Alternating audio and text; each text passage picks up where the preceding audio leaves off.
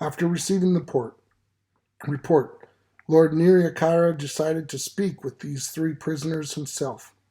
Manjiro, Denzo, and Gaiman were sent by ship to Japan, then taken to Lord Niriakara's castle.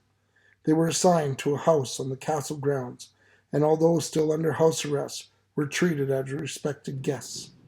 Lord Niriakara was especially fascinated by Manjiro's American experiences and singled him out for questioning. Manjiro talked about merchant ships and whalers that needed Japanese ports for supplies and provisions, calling Americans gentle and peace-loving. He emphasized that trading with them would benefit both the United States and Japan. Before meeting Manjiro, Lord Nariakara had secretly opposed Japan's isolationist policy, believing that world trade would benefit everyone and that scientific advances in Europe and the United States had to be adopted if his nation was to survive with any power. The information provided by Manjiro fortified his fears that foreign invaders might force Japan to open its ports to other nations. He thought that rather than risk war, American ships should be welcomed. Being held in custody by this daimyo was a blessing. Other lords might have condemned the three men to death. Lord Niriakara was wise enough to realize that the prisoners were moral men who could reveal a treasury of information. During his 7-week stay, Manjiro lectured Lord Niriakara's most scholarly retainers about American history and its scientific advances. The story of the castaways traveled up the political leader until it reached the shogun, who was the power behind the emperor's throne. The shogun ordered an official investigation by his own retainers. In October 1852, Lord Niriakara was ordered to ship Manjiro, Denzo, and Gaiman to the port city of Nagasaki.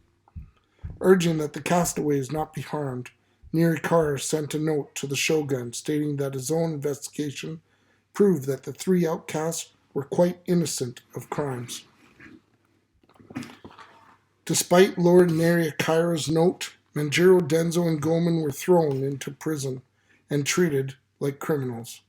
They were ordered to get down on all fours, bow their heads to the ground, then stand up and stamp on a brass Christian cross. This act, called fumi, was performed to show that they were not believers in a foreign religion. Hostility to Christianity dated back to the 16th century, when European missionaries came to Japan. They and the Japanese people they converted were accused of degrading Buddhist beliefs and preparing a path for foreign invaders. Manjiro, Denzo, and Gaiman stamped on a cross, knowing they would be killed if they refused to do so. They were often taken from their cells, dragged to a courtyard, and forced to kneel while a magistrate questioned them. They were recorded in a book, the narratives of the castaways, referring to the American government. Manjiro made the following statements. The American government is said to be the best in the world. The character of the people is very generous and honest, and they do little wrong. America is working to develop its own country and has no time to attack other countries. There is no hereditary king in this country. A man of great knowledge and ability is elected king. He sits on the throne for 4 years. There is no distinction between classes. Even a man of low rank may become an official. The present king is called Taylor. He lives very simply and goes about on horseback, followed by a single retainer. The Americans are better tempered than the Japanese.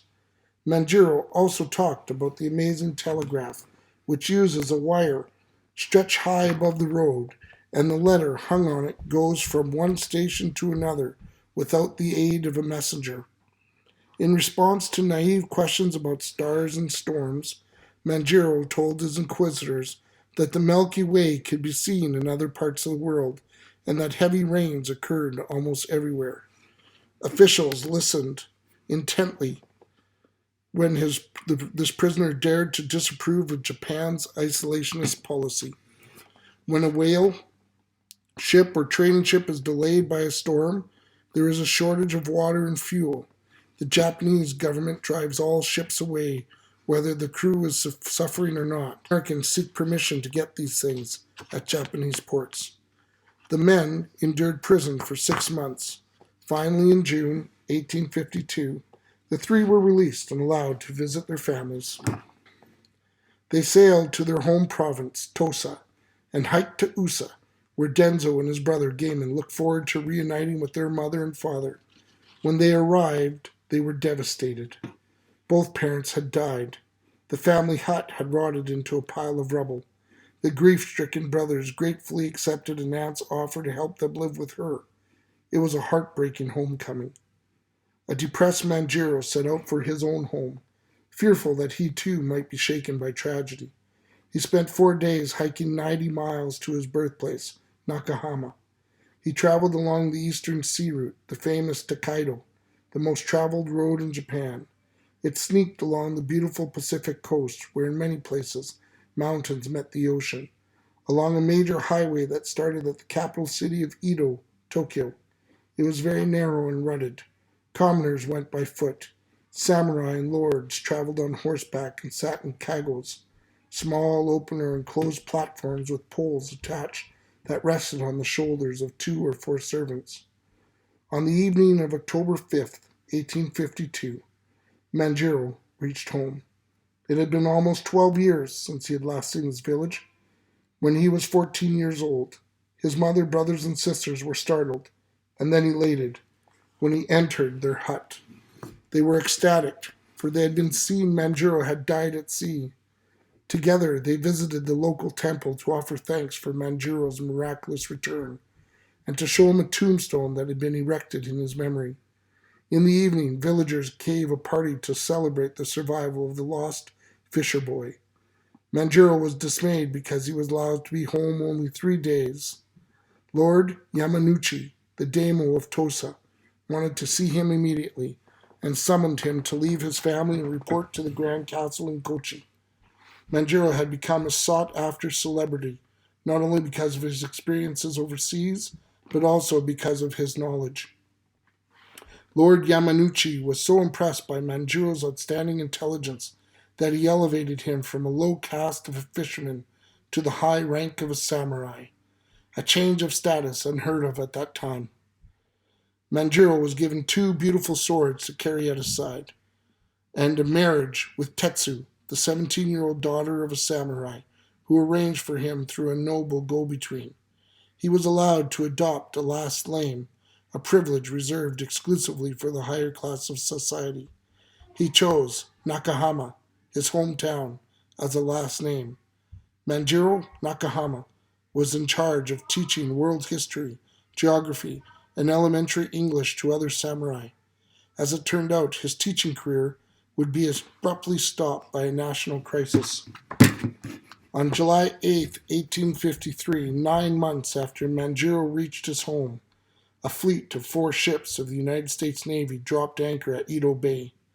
The shogun was so disturbed by this that he declared a state of emergency. Troops that had never fought wars were mobilized to combat. 100,000 devils. Messengers raced throughout the land to tell about the black ships of the evil men and to warn everyone that hairy barbarians might overrun the country. People panicked. The uproar was caused by Commodore Matthew Perry, who had been sent by U.S. President Millard Fillmore with a letter asking the Emperor to open Japan's ports to American ships.